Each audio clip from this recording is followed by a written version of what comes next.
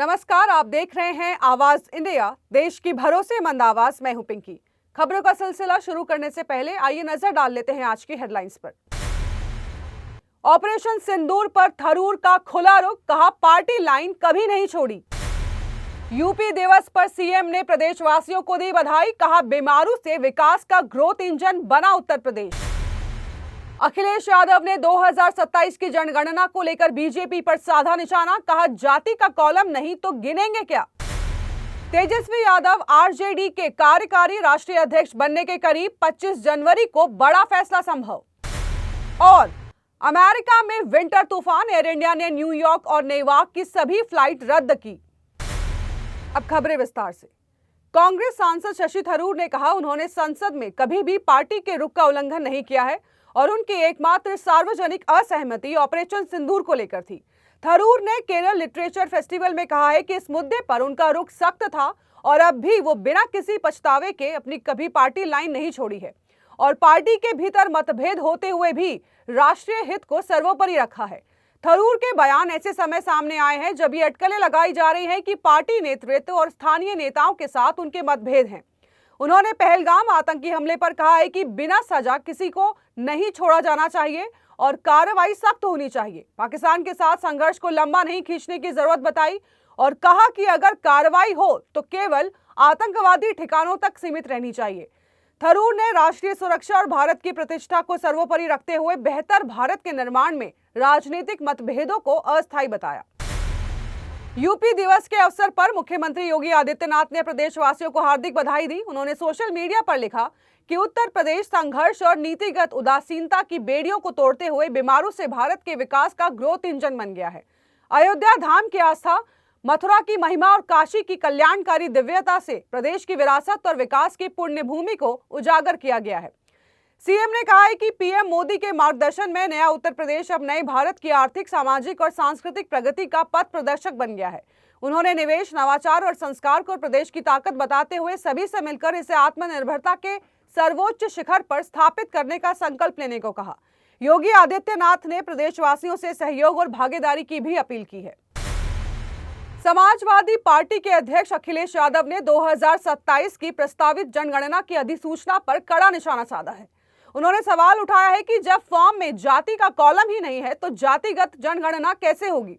अखिलेश यादव ने इसे बीजेपी का जुमला करार देते हुए कहा है कि जातिगत जनगणना न कराना पीडीए के अधिकारों के खिलाफ सुनियोजित साजिश है। उन्होंने सोशल मीडिया साइट पर पोस्ट कर लिखा है कि जातिगत जनगणना न होने से न केवल आरक्षण का आधार मिट जाएगा बल्कि समाज के लोग अपने अधिकारों के लिए खुद संघर्ष करेंगे। पूर्व मुख्यमंत्री ने आगे कहा है कि बीजेपी पर भरोसा करने वाले अब खुद को ठगा और अपमानित महसूस कर रहे हैं। जो नेता और कार्यकर्ता जातिगत जनगणना का दावा करते थे वे अब अपने समाज में मुंह नहीं दिखा सकते। अखिलेश ने आरोप लगाया है कि बीजेपी की ये चालाकी नहीं बल्कि बेशर्मी है और अब शब्दकोश में वचन विमुखी बीजेपी का मतलब धोखा लिख देना चाहिए। उन्होंने स्पष्ट किया है कि पीडीए को अपने मान सम्मान और अधिकार की लड़ाई खुद लड़नी होगी। आरजेडी के नेता तेजस्वी यादव को पार्टी का कार्यकारी राष्ट्रीय अध्यक्ष बनाए जाने की संभावना बढ़ गई है। 25 जनवरी को पटना के होटल मौर्या में होने वाली राष्ट्रीय कल्याणकारी बैठक में इस पर अंतिम फैसला लिया जाएगा।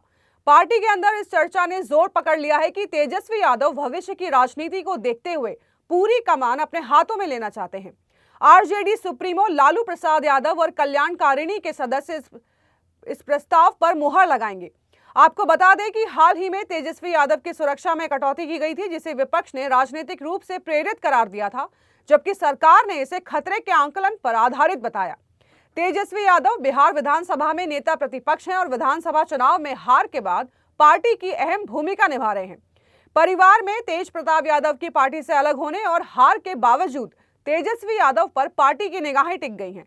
यह फैसला तेजस्वी यादव की राजनीतिक मजबूती को और बढ़ा सकता है। वक्त हो चला है एक छोटे से ब्रेक का।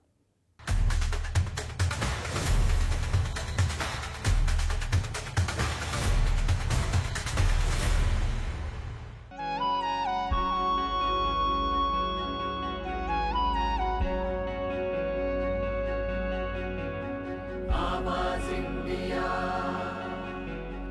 आवाज इंडिया, आवाज इंडिया, आवाज इंडिया।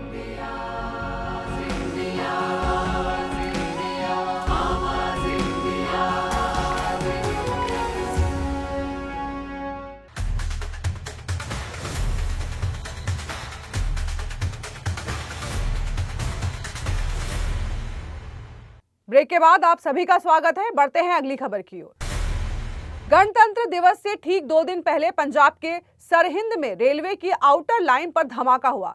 शुक्रवार रात लगभग 9 बजे इंजन के गुजरने के दौरान ब्लास्ट हुआ, जिसके बाद देर रात राजकीय रेलवे पुलिस को सूचना दी गई।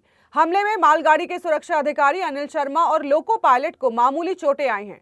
पुलिस और फॉरेंसिक टीम ने मौके से सबूत जुटाए हैं ताकि ये पता लगाया जा सके कि धमाका किसी आतंकी साजिश का हिस्सा था या तकनीकी खराबी की वजह से हुआ। रेलवे विशेषज्ञ भी जांच में शामिल हैं। सरहिंद धमाके के बाद प्रदेश की राजनीति गरमाई है। पंजाब कांग्रेस अध्यक्ष अमरिंदर सिंह राजा वड़िंग ने इसे जानबूझकर पंजाब को अस्थिर करने की कोशिश करार दिया है। वहीं शिरोमणि अकाली दल के प्रधान सुखबीर बादल ने घटना को पंजाब की बिगड़ती कानून व्यवस्था का संकेत बताया और तुरंत जवाबदेही तय करने की मांग की है। गणतंत्र दिवस से 2 दिन पहले हुई ये घटना राज्य में सुरक्षा एजेंसियों को अलर्ट कर गई है और जांच पूरी तेजी से जारी है। नोएडा प्राधिकरण में प्रशासनिक स्तर पर बड़ा बदलाव किया गया है और 2011 बैच के IAS अधिकारी कृष्णा करुणेश को नोएडा प्राधिकरण का नया CEO नियुक्त किया गया है। उन्होंने लोकेश M की जगह ये जिम्मेदारी संभाली है और इससे पहले ये प्राधिकरण में अपर मुख्य कार्यालय अधिकारी ACEO के पद पर कार्यरत थे।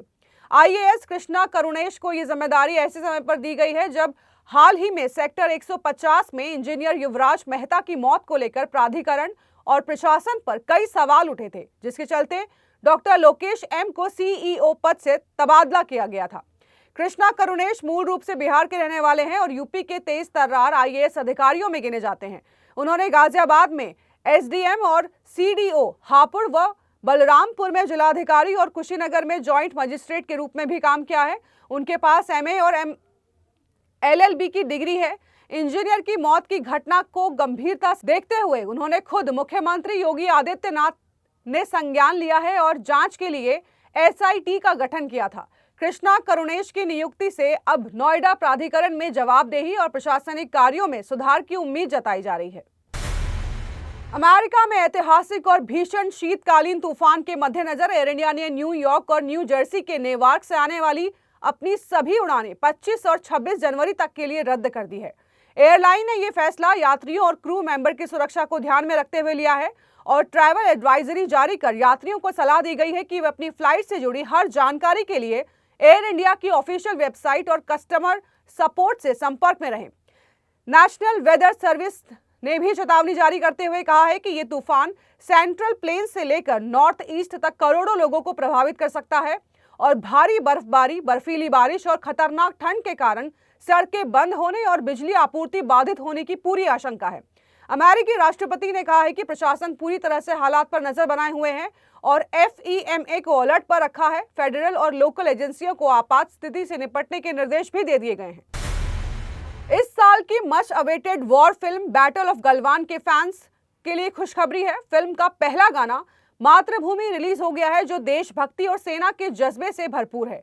गाने में सलमान खान आर्मी यूनिफॉर्म में नजर आएंगे और चित्रांगदा सिंह भी अहम भूमिका में दिखेंगी। ये गाना श्रेया घोषाल और अरिजीत सिंह ने गाया है। म्यूजिक हिमेश रेशमिया का है और लिरिक्स समीर अंजान ने लिखे हैं। मातृभूमि गाने में सेना के जवान की व्यक्तिगत जिंदगी और देश के लिए उनके कर्तव्य को खूबसूरती से दिखाया गया है। ये गाना 2 दिन बाद आने वाले गणतंत्र दिवस के अवसर पर सलमान के फैंस के लिए खास तोहफा साबित हो रहा है। फैंस ने इस गाने को सोशल मीडिया पर खूब सराहा है और फिल्म के उत्साह को और बढ़ा दिया है। ये फिल्म और गाना दोनों ही इस साल बॉक्स ऑफिस पर धमाका करने के लिए तैयार हैं।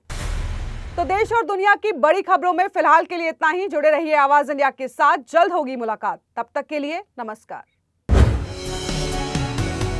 आवाज इंडिया।